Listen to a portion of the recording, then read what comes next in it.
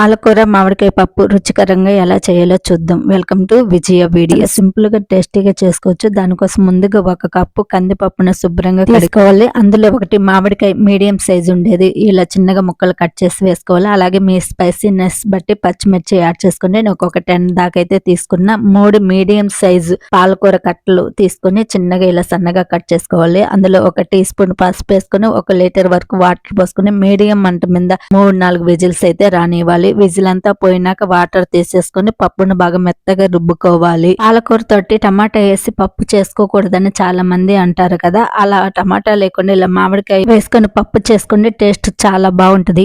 పచ్చి మామిడికాయల సంవత్సరం అంతా ఎలా నిల్వ చేసుకోవాలన్నది ఆల్రెడీ వీడియో చేసి పెట్టండి. దాని లింక్ డిస్క్రిప్షన్ లో ఇస్తే మీకు ఇంట్రెస్ట్ ఉంటే ఒకసారి చూడండి. పప్పును మెత్తగా రుబ్బుకున్నాక ముందుగా వంపుకున్న వాటర్ వేసుకొని ఒకసారి కలుపుకోవాలి. ఏ ఆకుకూర పప్పు అయినా కాస్త తిక్కుగా ఉంటేనే బాగుంటది, మరి పల్చాగా ఉండకూడదు. రుచికి తగినంత ఉప్పు వేసుకొని ఇప్పుడు పోపు పెట్టుకుందాం. ఒక కడాయిలో 2 టేబుల్ స్పూన్ ఆయిల్ వేసుకుని ఆయిల్ హీట్ ఎక్కినాక జీలకర్ర ఆవాలు వేసుకోవాలి. అవి చిట్టుపట్లు అన్నాక 1 మీడియం సైజు ఉల్లిపాయ ముక్కలుగా కట్ చేసి వేసుకోవాలి. అలాగే 4-5 వెల్లుల్లి రబ్బలు వేసుకోవాలి. అలాగే 1 రెమ్మ కరివేపాకు, 4 ఎండుమిర్చి వేసుకొని ఉల్లిపాయలు మంచి రంగు వచ్చేంత వరకు ఫ్రై చేసుకోవాలి. పోపు ఎంత బాగా పెట్టుకుంటే పప్పు టేస్ట్ అంత బాగుంటది. పోపు బాగా ఫ్రై అయినాక పప్పులో వేసుకొని పప్పును కూడా ఇంకొక 5 మినిట్స్ ఉడికించుకుందాం. మీకు ఎక్కువగా వాటర్ ఉందనుకుంటే ఇంకొక 10 నిమిషాలు ఉడికించుకోండి. అప్పుడు వాటర్ కాస్త ఇనికి పప్పు థిక్గా అవుతుంది. ఫైనల్ గా మీ దగ్గర ఉంటే కాస్త కొత్తిమీర వేసుకొని సర్వ్ చేసుకోండి. ఎంతో టేస్ట్ అయిన మామిడికాయ పాలకూర పప్పు రెడీ. మీరు ఖచ్చితంగా ట్రై చేయండి, మీకు బాగా నచ్చుద్ది. ఈ వీడియో నచ్చితే ప్లీజ్ లైక్ చేయండి. అలాగే మీ friends and family member share చేయండి. మన ఛానల్ ని సబ్స్క్రైబ్ చేసుకుని పక్కన ఉన్న బెల్ ని యాక్టివేషన్ చేసుకోండి. Thank you watching for this video.